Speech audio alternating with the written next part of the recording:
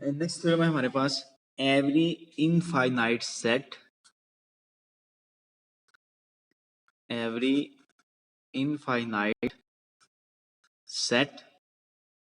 contains a subset which is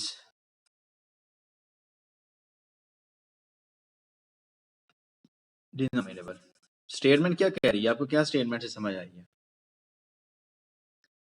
statement इस question की क्या कह रही है कि हर इनफाइनाइट सेट एक ऐसा सबसेट रखता है जो कि डिनोमिनेबल होता है, जिसका सेट ऑफ नेचुरल नंबर के साथ इक्विवेलेंट रिलेशन होता है। ठीक है, जैसे आपके पास, आपको पता है सेट ऑफ रियल नंबर क्या होता है? सेट ऑफ रियल नंबर क्या होता है? Set of real number infinite है। रियल नंबर किसके विरुद्ध होता है? यूनियन होता है रैशनल नंबर का और इरेशनल का।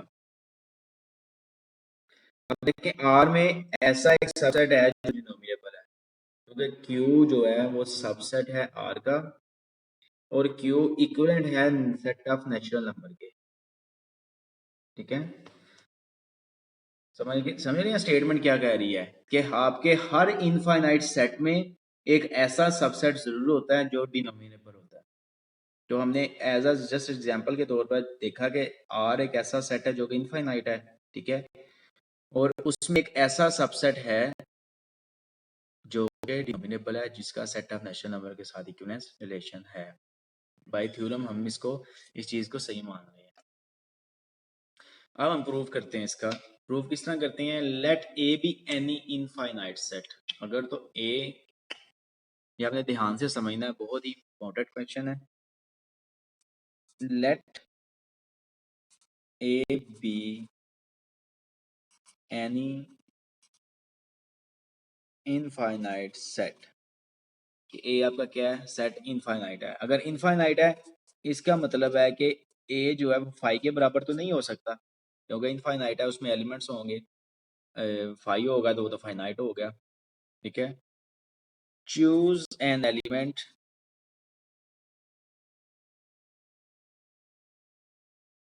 A1 belong A. कोई एलिमेंट हमने ए में से लिया है। ठीक है, वो कह रहा है अगर हम ए में से वो एलिमेंट माइनस कर देते हैं ना, तो वो हमारे पास एम्प्टी सेट आ जाता है। अगर सेट A1 का जो सीक्वेंस है, अगर हम उसको उसमें से माइनस कर देते हैं तो हमारे पास फाइव आ जाता है। इसका मतलब है देन ए असल में क्या है? A1 ही है, कि ए में से A1 निकाल दिया, वो पीछे फाइव बच गया, एंड ए इज फाइनाइट।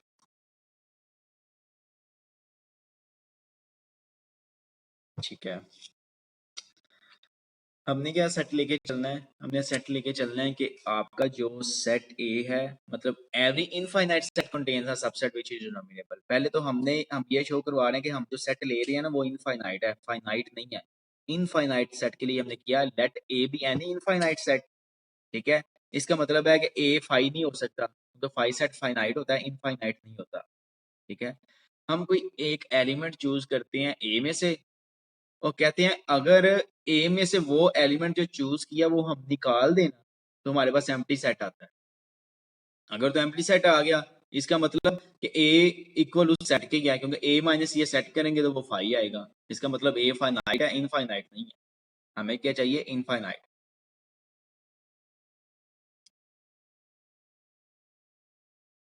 दोबारा बता दूं,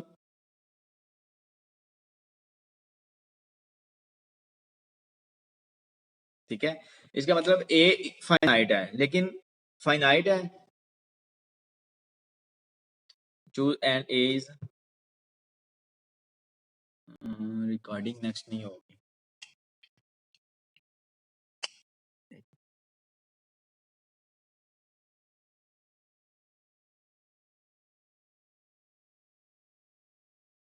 हमने पहले तो हमने ये चीज प्रूव करनी है कि आप जो सेट ले रहे हैं वो वाकई इनफाइनाइट है। अगर वो उसको हम इनफाइनाइट प्रूव कर देंगे फिर हम उसको नेक्स्ट लेके चलेंगे, ठीक है। पहले हमने उसमें से कोई एक एलिमेंट लिया, हमने कहा इसका मतलब क्या हो गया कि ए क्या फाइनाइट है, क्योंकि उसमें से एलिमेंट माइनस किया वो तो फाई आ गया, ठीक है। एज ए इज इनफाइनाइट, हमने क्या बोला हुआ है कि as A is infinite, A infinite है, सो ए माइनस ए वन बराबर नहीं फाई की होना चाहिए, क्योंकि हमने बोला है कि ए इनफाइनाइट है, उसमें से एक एलिमेंट माइनस कर भी देंगे तो वो फाई नहीं आना चाहिए, ठीक है। सो वी चूज, हम दो एलिमेंट चूज करके सकते हैं, देखते हैं। We choose an element A2 जो बिलोंग कर रहा है A माइनस A1 में से, ठीक है। A1 से आपने A1 निकाल दिया, A में से A1 निकाल दिया, अब आपके पास एलिमेंट इस सेट में जो बाकी एलिमेंट बचे, सेट जो सेट बचा हमारे पास एलिमेंट्स का, उसमें से हमने एक A2 बिलोंग करवाया, ठीक है। और हमने क्या, as A is infinite, so A minus A1 और A2 ये भी फाई नहीं हो सकता, ठीक है। नेक्स्ट हम कहते हैं, अगर हम कोई और एलिमेंट चूज करते हैं bye continuing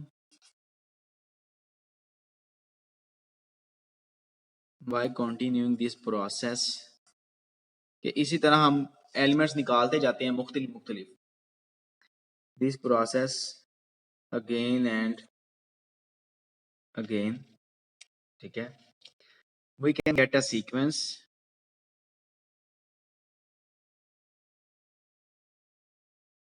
we can get a sequence an of distinct elements, ठीक है। हमें एक सीक्वेंस मिल जाएगा डिस्टिंक्ट एलिमेंट्स का। बात यहाँ तक बात समझ आ गई आपको?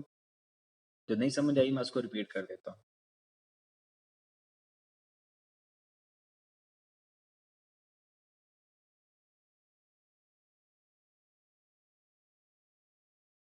ठीक है, इसी तरह चलते जाएंगे तो हमारे पास we get a sequence n of distinct elements. और अभी हमने पिछला प्रूव किया है कि any sequence of distinct elements is denumerable, ठीक है। अभी जो इससे पहले प्रूव किया हमने वो इसमें हम यूज करेंगे। अच्छा, डिस्टिंक्ट एलिमेंट्स देयरफॉर आपका एन किस तरह का होगा, A1 उसमें एलिमेंट होगा, दूसरा एलिमेंट हमने चूज किया A2, इसी तरह इसको चलते जाएं A3 A4 सो ऑन, ठीक है। ये आपके पास कोई एलिमेंट होगा, सीक्वेंस हो गया, ठीक है। और लेट कर लें ये जो आपका सेट है ये B के इक्वल है, ठीक है। Let B is equal to, ये जो सेट है A1 A2 A3 so on, किसके इक्वल है, B के, ठीक है। Then B is subset of A, इस चीज की तो समझ आई है। No to prove that B is denominable। जी बच्चे, अगर यहां तक समझ आ गई नेक्स्ट आप खुद ही कर लेंगे।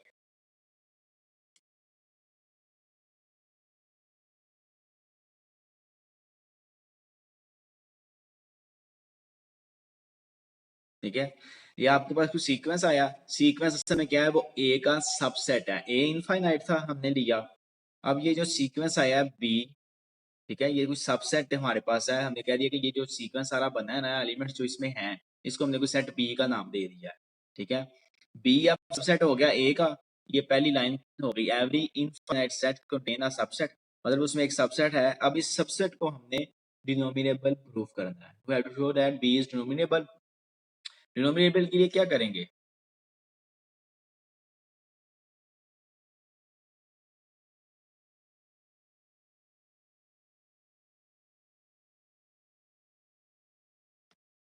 Define a mapping f B to N, ठीक है। डिनोमिनेटर है तो जारी बात है वो उसको शो हमने करवाना है कि बी इक्विवेलेंट है सेट ऑफ नेचुरल नंबर के, ये चीज प्रूव करवानी है, ये हमने शो करवाना है। So we have define a mapping B to N. B में एलिमेंट किस तरह के हैं, a one a two a two, तो मैपिंग डिफाइन किस तरह होगी, simply as previous question, a n is equal to n for all a n belong B, ठीक है। इससे नेक्स्ट आपने टोटली जो हमने अभी किया ये चीज ये यूज करना है। इससे नेक्स्ट आपका ये प्रूव है, ठीक है। इससे नेक्स्ट आपका ये प्रूव है जो हमने अभी थोड़ी देर पहले किया इसको, ठीक है। ये वही मैपिंग बन गई पिछले क्वेश्चन वाली, ठीक है। इससे नेक्स्ट आपने खुद करना है, ठीक है, हो जाएगा आपसे। अभी यहाँ तक किसी को समझ नहीं आई तो पूछ लें, पहले रट्टा सिस्टम नहीं करना, ठीक है।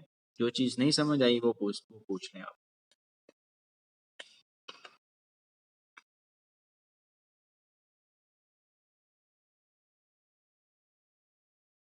अच्छा, मेरी आवाज क्लियर नहीं आ रही?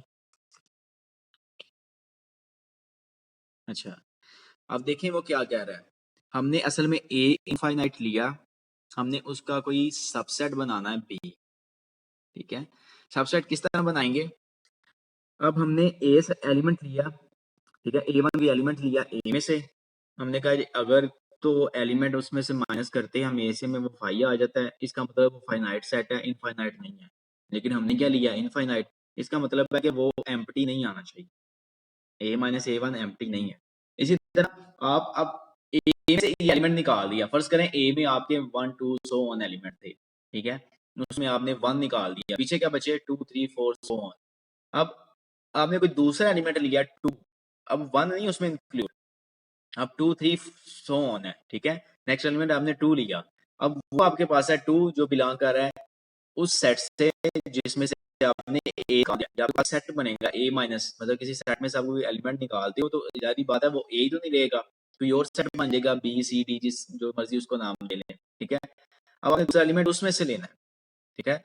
और बताया कि अगर आप ए में से वो दोनों एलिमेंट निकाल देते हो जो आप किसी दूसरे सेट से लेते हो फिर भी वो फाइव नहीं आ रहा, इसका मतलब ए, क्योंकि ए इनफाइनाइट है। इसी तरह इसी प्रोसेस को आप चलते जाएं तो आपके पास a one a two a three a four a five so on इस तरह के सेट्स का एलिमेंट्स का एक सेट बन जाएगा, एक सीक्वेंस बन जाएगा। सीक्वेंस किस तरह चलता है, हमारे पास a one a two a three a four a five, ठीक है, वो सीक्वेंस बन जाएगा डिस्टिंक्ट एलिमेंट्स का हमारे पास,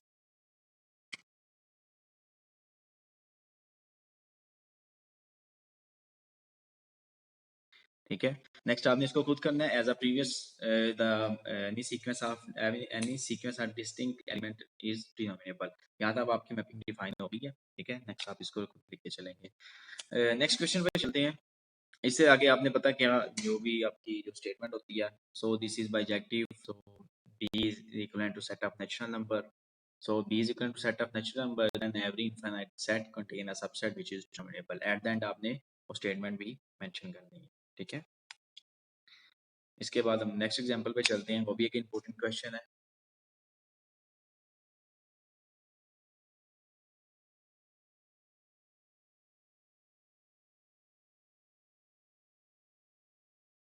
if a1 a2 a3 so on और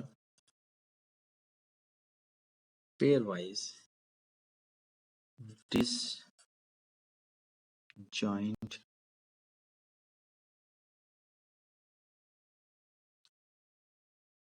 denominable sets, then union of I is equal to 1 to infinity ai is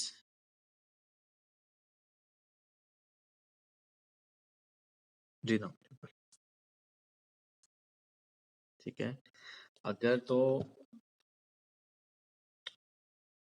आपके sets जो हैं वो ये इसने सारे सेट्स भी डिनोमिनेबल दे दिए ना, सारे सेट्स जो हैं वो पेयर वाइज डिस्जॉइंट सेट्स हैं, वो डिनोमिनेबल हैं सारे, तो उनका यूनियन क्या होगा, prove as each AI is denominable. Each AI is denominable. ठीक है, so we can write it as pair wise है. We can write A1 में किस तरह के एलिमेंट्स हैं आपके पास? A11, A12, A13, so on, A1n, so on चलता जा रहा है. ठीक है, इसी तरह आपके पास A2 में किस तरह के एलिमेंट्स हैं? A21, A22, A23, so on, A2n, so on, ये भी चलता जा रहा है. ठीक है, इसी तरह आपके पास A3 में किस तरह के एलिमेंट्स हैं? A31, A32, so on, A3n, so on, ये भी चलता जा रहा है. इसी तरह हम चलते जाएं इसी सीक्वेंस से, तो हमारे पास कोई कहीं जाके AM आएगा. उसमें एलिमेंट किस तरह के हैं? AM1, AM2, so on, AMN, so on, ये भी चलता जा रहा है. And so on. ठीक है, ये सेट्स ये क्या है? ये सारे हमने इस तरह डिफाइन किए कि ये क्या है सेट सारे. अच्छा, आप कोई बताएगा मुझे कि हमने एलिमेंट इस तरह क्यों चूज किए हैं? A11, A12, A13.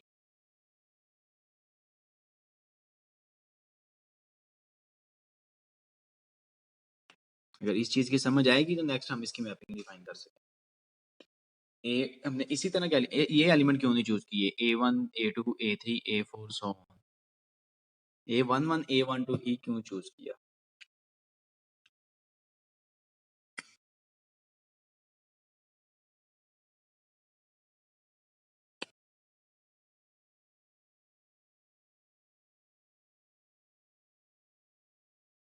शाबाश, ठीक है, शाबाश जी साहब. बस एलिमेंट्स को डिस्टिंक्ट शो करवाने के लिए हमने, अगर हम करते हैं A1, A2, A3, नीचे आगे फिर वही इसी में A1, A2, इसलिए ये 1 पहले मेंशन करने का मतलब है कि A1 के ये सारे एलिमेंट्स हैं. पहले 2 मेंशन करने का मतलब है कि ये सारे एलिमेंट्स A2 के हैं. पहले 3 मेंशन करने का मतलब यही है. पहले M मेंशन करने का मतलब ये सारे एलिमेंट्स के हैं, सेट AM के एलिमेंट्स हैं. ठीक है, ठीक है. अब नेक्स्ट हमने क्या करना है? डिफाइन अ मैपिंग के यूनियन इसका क्या है? Define a mapping. मैपिंग जो है हमारी होगी U से I is equal to 1 to infinity AI. ठीक है, ये है N क्रॉस N के इक्विवेलेंट. ये हमने N क्रॉस N यहाँ पे क्यों चूज किया? क्योंकि हम पीछे प्रूव एक पढ़ के आए हैं कि N is equivalent to, N cross N क्या है? डिनोमिनेबल है. और इसका मतलब है N क्रॉस N इक्विवेलेंट है सेट ऑफ नेचुरल नंबर के. तो हमने उसकी जगह ये यूज कर सकते हैं N क्रॉस N, क्योंकि पेयर वाइज है सारे, तो हमने pair wise natural number use करनी है यहाँ पे. ठीक है, और ये मैपिंग डिफाइन किस तरह है? Define by F of A I J. Double double है ना, 1 1 2 2, तो आई जे, I1 J2, I1 J3, I1, सारे एलिमेंट इसमें कवर हो जाएंगे, इज इक्वल टू आई जे. जी बच्चे,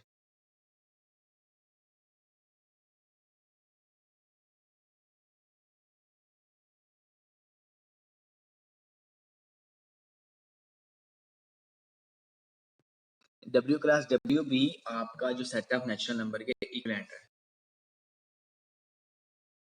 जो आपने प्रूव किया उसको.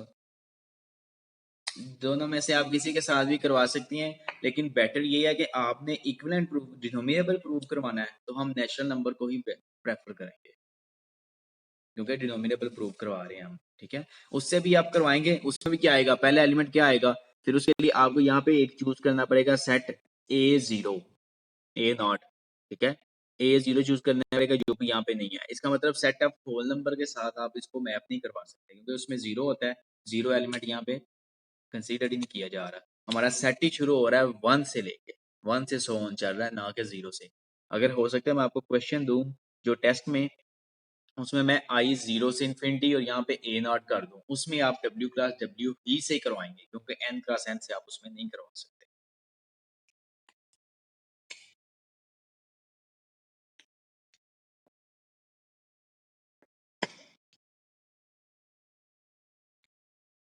वो आपकी बात सही है। मेरा ये यहाँ पे पेयर वाइज बताने का मकसद ये था कि आपका जो नेचुरल नंबर है वो इक्विवेलेंट है set of N cross N के। जो नेचुरल नंबर है एन क्रॉस एन के इक्विवेलेंट है, जो पिछला प्रूव हमने किया है, ठीक है। तो आप उसकी जगह पे ये चीज यूज कर सकते हैं। और डब्ल्यू क्रॉस डब्ल्यू आप तब यूज कर सकते हैं अगर आप चाहें तो कर सकते हैं जब यहाँ पे जीरो से शुरू होगा। यूटा is equal to i is equal to zero to infinity a i, ठीक है। तब आप होल नंबर यूज करेंगे। अभी आप क्योंकि वहां पे होल नंबर का पेयर यूज करेंगे, यहाँ पे नेचुरल नंबर का पेयर यूज करेंगे। और आपकी बात भी सही है, पेयर वाइज यूज कर रहे हैं तो हमने एन क्रॉस एन यूज किया क्योंकि ये भी हमें पेयर देगा। पेयर देगा तो पेयर वाइज यूज होंगे, ठीक है। और आई जे यूज करने का भी मकसद दूसरा यही था कि नेक्स्ट हमने क्या करना है, पेयर वाइज डिसजॉइंट डिनोमिनेबल सेट्स हैं सारे, तो ये इनका यूनियन क्या होगा, डिनोमिनेबल होगा। डिनोमिनेबल का मतलब है कि वो पेयर वाइज नेचुरल नंबर के इक्विवेलेंट होगा, ठीक है। फॉर ऑल ए आई जे के सारे ए आई जे A11 A12 A13 A14 ये सारे किस में बिलोंग कर रहे हैं, उसके यूनियन में। इसको फॉलो कर रहे हैं बात को, ए आई जे किस तरह यूनियन में आ रहा है। कि जब आप इन सब का यूनियन लेंगे तो इसमें ये सारे एलिमेंट्स आ जाएंगे जितने ये सेट्स हैं, ठीक है। तो आप इसमें से कोई भी एलिमेंट उठाएं, A23 उठा लें, वो भी यूनियन में ही होगा। आई की जगह 2 लिखें, जे की जगह 3, ठीक है, तो वो भी तो इस यूनियन में ही होगा। आप AMN उठा लें, आई की जगह M लिखे हैं, जे की जगह N, तो वो भी इस यूनियन में ही होगा। इसका मतलब for R A I J belong कर रहा है you of A I j में से, u of i is equal 1 to infinity a i में से, ठीक है। अब नेक्स्ट हमने क्या शो करवाना है कि ये आपके पास ये जो मैपिंग है ये बाइजेक्टिव मैपिंग है। यहाँ तक क्लियर है।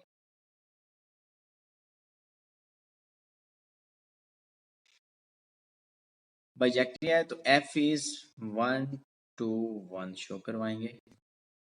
फॉर एनी, क्या इसकी डेफिनेशन होती है 1 टू 1 की, for any x y belong A, let f of x बराबर है एफ ऑफ वाई के। दिस इंप्लाइज दैट, आपने प्रूव करना है कि आपका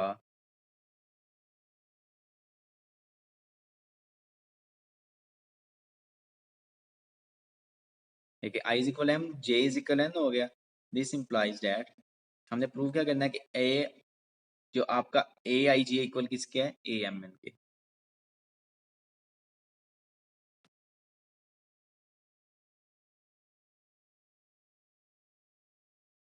एफ इज 1 टू 1, क्लियर है यहाँ तक।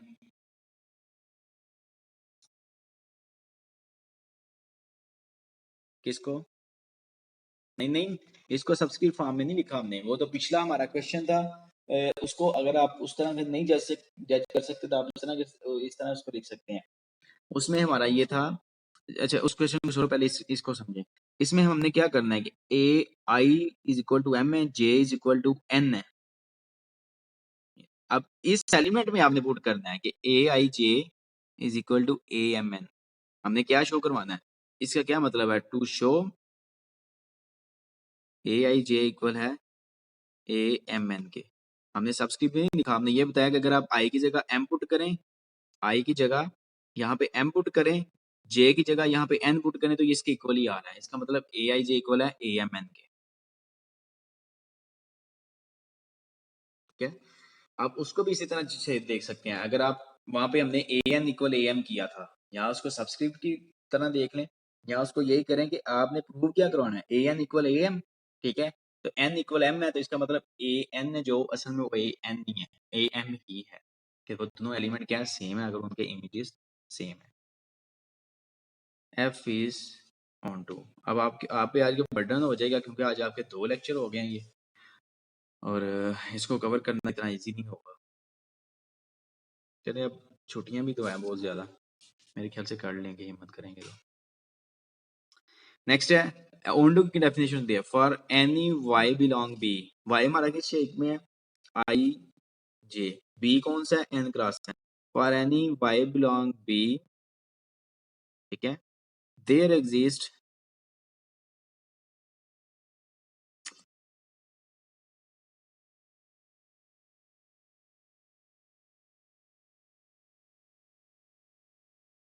for any y belong B, there exists x belong A such that f of x is equal to y. ठीक है, this implies that f is onto, this implies that f is bijective. ठीक है, bijective prove हो गई, तो इसका मतलब है किसके लिए बाइजेक्टिव प्रूव की है, ये इसके लिए. इसका मतलब ये सेट इसके इक्विवेलेंट है. इसका मतलब है union of i is equal to 1 to infinity ai is equivalent to n cross n. ठीक है, बट हमने एक और चीज पढ़ी है कि जब आपका n क्रॉस n इक्विवेलेंट किसके हो, ठीक है, ये इसके इक्विवेलेंट हो गया, और ट्रांसिटिव बाय ट्रांसिटिव प्रॉपर्टी हम यहाँ पे लिख सकते हैं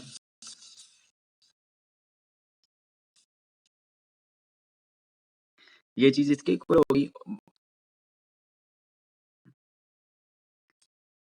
but we know n cross n is equal to n. ठीक है, by transitive property union of I is equal to 1 to n ai is equivalent to n. ठीक है, this implies that union of I is equal to 1 to infinity ai is डिनोमिनेबल. ये हमने prove करना था. ठीक है, ट्रांसिटिव प्रॉपर्टी हमारे पास क्या होती है कि अगर a इक्विवेलेंट है b के और b इक्विवेलेंट है c के, this implies that a equivalent है c के. ये हमारे पास ट्रांसिटिव प्रॉपर्टी होती है.